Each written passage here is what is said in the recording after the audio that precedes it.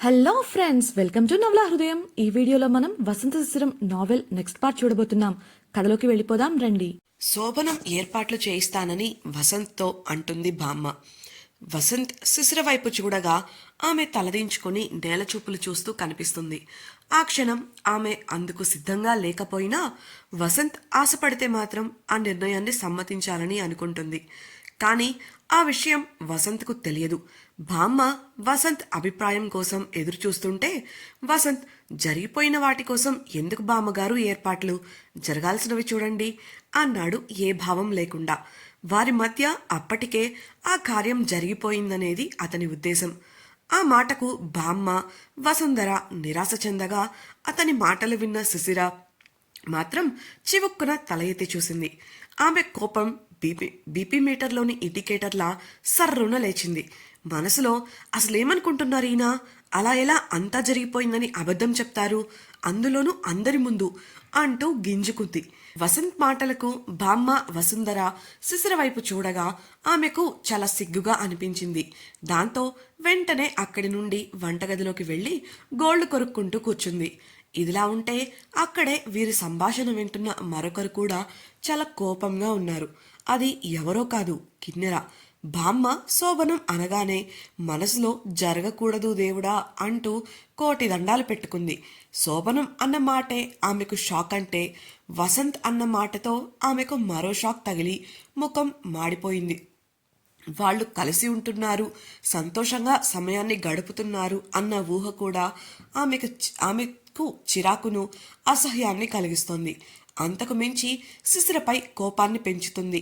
ఆ కోపాన్ని భోజనంపై చూపిస్తూ తినడం పూర్తి చేసింది. అందరూ తినడం అయిపోగానే శిశిరను పిలిచింది వసుంధర. వంటగదిలోని అరమరలో తమలపాకు చిలుకలు ఉంటాయి, పట్టుకురా శిశిర అని వసుంధర అనగానే అలాగేనమ్మా అంటూ ఆ పళ్ళాన్ని పట్టుకొని బయటకు వచ్చింది శిశిర. ఆ పళ్ళాన్ని వసుంధర చేతికి ఇస్తుంటే నాకెందుకు ఇస్తున్నావు, తీసుకెళ్లి మీ ఆయనకు పెట్టు అంది. అప్పటికే మంచంపై కూర్చొని పక్కనే ఉన్న చైర్లో కూర్చున్న భార్గవ్తో కబుర్లు చెప్తున్న వసంతను చూస్తూ. నేనా అంటూ బిక్కముఖం వేసిన శిశిరతో నువ్వు కాక మీ ఆయనకెవరు పెడతారేంటి? అయినా ఇలానే తీసుకెళ్ళి ఇచ్చేస్తావా? ఎలా ఇవ్వాలో కూడా నేనే చెప్పాలా అని విసుక్కుంటూ చిలకలు ఎలా భర్తకు ఇవ్వాలో చెవిలో చెప్పింది వసుంధర. అది విన్న శిశిర ముఖం ఎర్రగా కందిపోయింది. ఇబ్బందిగా కదులుతూ వసంత్ కూర్చున్న మంచం దగ్గరకు వెళ్ళింది. అప్పటికే ఆమెకు అతనిపై విపరీతమైన కోపం రాగా అతన్ని గుర్రుగా చూస్తుంది. వెళ్ళి మంచంపై మరోవైపు కూర్చొని అమ్మ చెప్పినట్లే చిలకలను వేళ్లకు తగిలించుకొని సంశయంగా తల్లి వంక చూసింది. ఇదంతా అవసరమా అనేది ఆమె ఫీలింగ్. ఇలాంటివి నాలుగు గోడల మధ్య జరిగితే సరే, కానీ ఇలా నలుగురిలోనూ అంటేనే ఆమెకు కష్టంగా ఉంది. ఆమె రాకను గమనించి ఉత్సాహంగా చూస్తూ ఆమె వైపు తిరిగి కూర్చున్నాడు వసంత్. ఎలాగో ఊరెళ్ళాక ఇలాంటివి దొరకవు కాబట్టి ఈ సమయాన్ని బాగా వాడుకొని ఎంజాయ్ చేయాలనుకున్నాడు అతడు. నెమ్మదిగా అందరూ వారి చుట్టూ గుమిగూడగా మొహమాటంగానూ భయంగానూ చిలకలను అతని నోటికి అందించింది శిశిర. డియర్ ఫ్రెండ్స్, నాదొక చిన్న రిక్వెస్ట్. మీరు చేసే చిన్న లైక్ మరియు కమెంట్ నాకు కొండంత ప్రోత్సాహాన్ని ఇచ్చి మరిన్ని ఇంట్రెస్టింగ్ నావెల్స్ ని అందించేలా సపోర్ట్ ఇస్తుంది.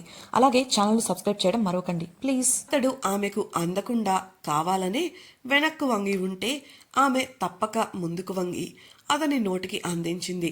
అలా ఆమెను సరదాగా ఆట పట్టిస్తూ ఆ ఘట్టాన్ని ప్రారంభించాడు వసంత్.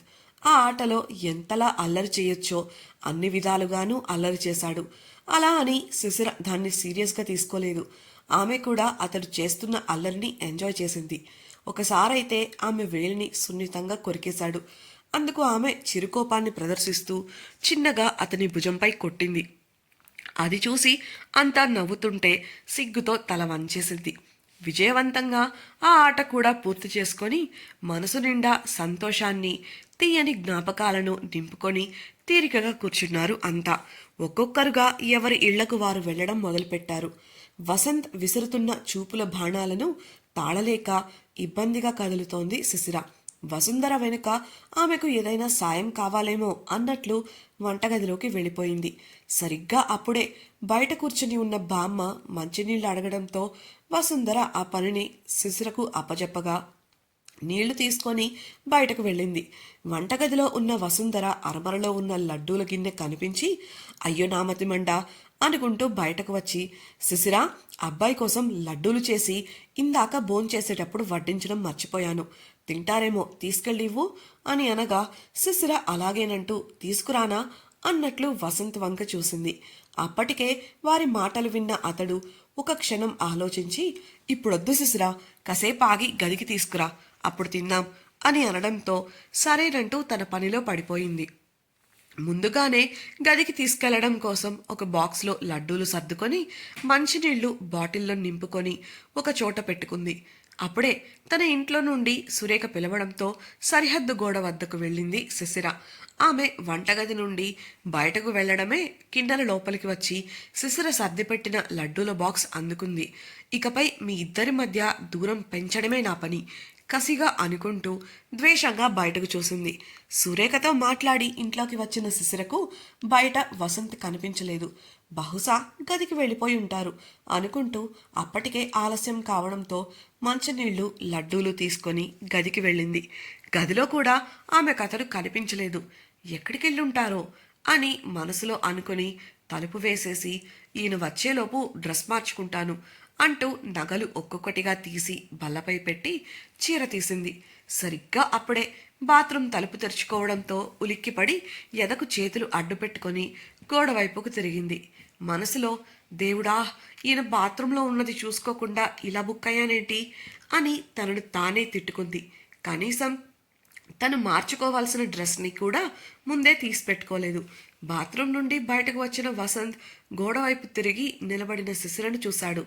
కేవలం జాకెట్ లంగాపై ఉన్న ఆమె నడుము అతన్ని దగ్గరగారా అంటూ క్లోజప్ అడ్వర్టైజ్మెంట్ పాట పాడుతుంటే ఆమె అందానికి మైమరచి మెల్లిగా ఆమెను చేరుకున్నాడు. అప్పటికే సాయంత్రం నుండి ఆమెను ఆ చీరలో చూసి ఆమె అందానికి దాసోహం అంటున్నాడు. ఇక ఇప్పుడు ఇలా దర్శనమిస్తే ఆగగలడా? వద్దని ఎంత అనుకున్నా అతడి అల్లరి మనసు అస్సలు అతడి కంట్రోల్లో ఉండటం లేదు. అతడి చేతులు వెనుకగా ఆమె నడుమును చుట్టేసి హత్తుకోగా ఆమె జడలోని మల్లెల సువాసనను గాఢంగా పీల్చాడు వసంత్. ఆ సువాసనకు మత్తెక్కి ఆమెను దగ్గరకు లాక్కుంటూ మెడవంపుల్లో పెదవులద్దాడు. అతడు చేసిన పనికి శిశిర ఒళ్ళు జల్లుమనగా శరీరమంతా తీయని పులకరింత కలిగింది. కళ్ళు మూసుకొని మునిపంటి కింద పెదవిని బంధించి తనలో కలుగుతున్న భావాలను నియంత్రించడానికి ప్రయత్నిస్తుంటే మెల్లగా కౌగిలిలోనే ఆమెను తన వైపుకు తిప్పుకున్నాడు వసంత్. అతని స్పర్శతో ఆమె పెదవులు వణుకుతున్నాయి. మునిపంటి కింద క్రింది పెదవి నలిగి ఎర్రగా కందిపోయింది. ఈరోజు ఆమె అతడికి చాలా కొత్తగా కనిపిస్తోంది. ప్రేమగా ఆమె ముఖంలోకి చూస్తూ ఆమె చుబుకాన్ని పట్టి మెల్లిగా తలపైకి ఎత్తాడు వసంత్. బలవంతంగా సిగ్గుతో వాలిపోతున్న కలువ కళ్లను తెరిచి చూసింది ఆమె. ప్రేమగా చూస్తున్న అతడి కళ్లతో ఆమె చూపులు జతకలవగా ఆ ప్రేమకు మైమరచి చూస్తూ నిలబడింది శిశిర. వసంత్ అల్లరి మనసు అతని చేతుల్ని కంట్రోల్లోకి తీసుకొని కాస్త బలంగా ఆమె నడుమును నొక్కగా తెలియని పరవశంతో మేనంతా పులకించింది ఆమెకు. ఇంతకు ముందు ఎప్పుడూ శిశిరలో కలగని, ఆమె ఎన్నడూ ఎరుగని భావన అది. ఆమె సిగ్గుతో ముఖం పక్కకు తిప్పుతుంటే కాస్త బలంగా పట్టి ఆపేసింది అతడి చెయ్యి. బొటని వేలితో సున్నితంగా ఆమె పెదవులను స్పృశిస్తూ తన పెదవులను అద్దాడు. సిగ్గుతో కనురెప్పలు వాల్చేసింది శిశిర. క్షణంలోనే సున్నితత్వం కాస్త గాఢతను సంతరించుకొని ఆమె పెదవులను గాఢంగా చుంబించడం మొదలుపెట్టాడు. ఆమె అతడిని అడ్డుకోలేదు. అతడు ఏం చేసినా సమ్మతమే అన్నట్లు ముద్దులో అతడు చూపిస్తున్న ప్రేమను అనుభవిస్తోంది. అలా అని ఆమెలో బిడియం పోలేదు. మనసు కంగారు పెడుతోంది. ఎంతసేపైనా ఆమె కోమలమైన అదరాలను వదలాలని అనిపించలేదు అతడికి. అప్పటికే ఆమె ఊపిరి తీసుకోవడానికి చాలా కష్టపడుతుంటే చూడలేక వదిలాడు. ఆమెకు ఊపిరి అంది కాస్త తేలికగా అనిపించగానే ఆమె మెడవంపుల్లో తడి ముద్దులు అద్దడం మొదలుపెట్టాడు.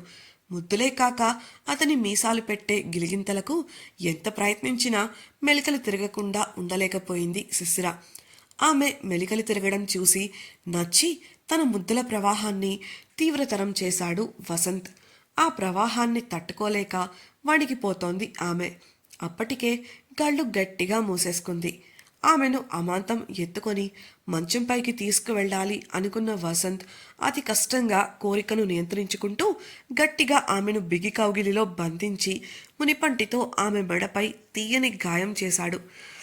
ఆహ్ అన్న చిన్న శబ్దం ఆమె నోటి నుండి వెలువడగా ఆమె నుదుటిపై చిరుముద్దిచ్చి వదిలి ఆమెకు కాస్త దూరంలో కుర్చీలో పడి ఉన్న ఆమె చీరను ఆమె పైకి కప్పినట్లుగా విసిరాడు వసంత్.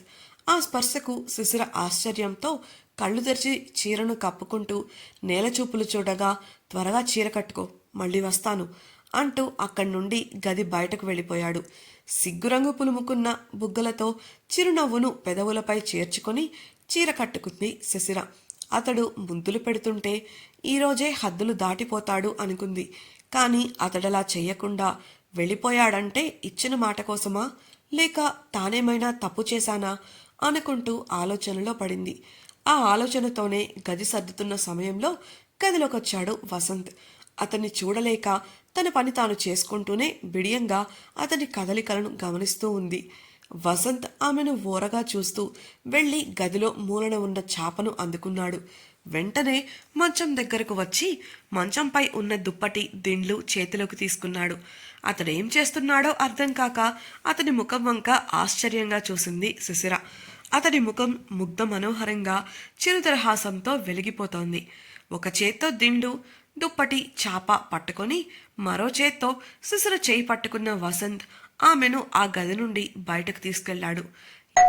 డియర్ ఫ్రెండ్స్, నాదొక చిన్న రిక్వెస్ట్. మీరు చేసే చిన్న లైక్ మరియు కమెంట్ నాకు కొండంత ప్రోత్సాహాన్ని ఇచ్చి మరిన్ని ఇంట్రెస్టింగ్ నావెల్స్ ని అందించేలా సపోర్ట్ ఇస్తుంది. అలాగే ఛానల్ సబ్స్క్రైబ్ చేయడం మరవకండి ప్లీజ్. ఎక్కడికి అని ఆమె అడిగేంతలో గది బయటకు రావడంతో మాట్లాడితే ఆ శబ్దానికి ఎక్కడ గదుల్లో ఉన్నవారు బయటకు వస్తారో అనుకుంటూ మౌనంగా అతన్ని అనుసరించింది.